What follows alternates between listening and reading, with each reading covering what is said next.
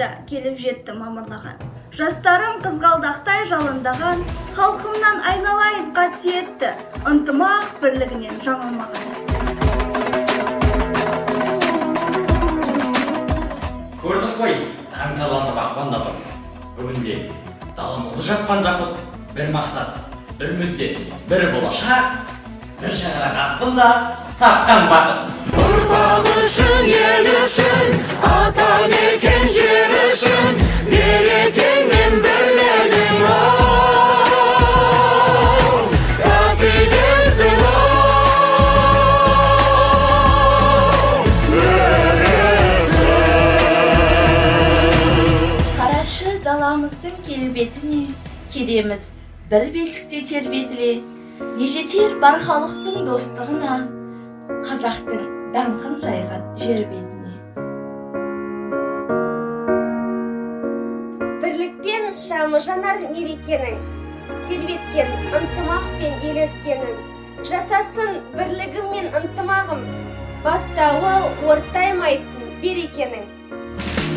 Жерімде татулық тыныштық орнаған, бақытын даламның батырлар қорғаған, жеріне елінің мүддесін қолдаған. Рахмет, азаттық толғауын ақыным толғаған, ақсақал атасы батасын жолдаған, жастарға бабаның дәстүрін жалғаған. Рахмет.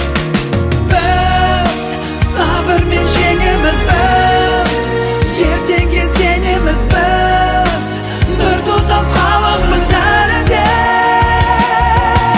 біз сабырмен жеңеміз, біз ертеңге сенеміз, біз бір тұтас халықпыз әлемде.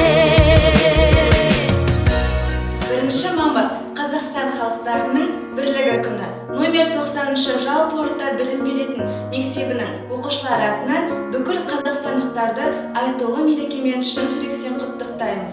Елімізде өмір сүретін түрлі ұлт өкілдерінің достығы мен ынтымағы берік болғай. Мереке құтты болсын.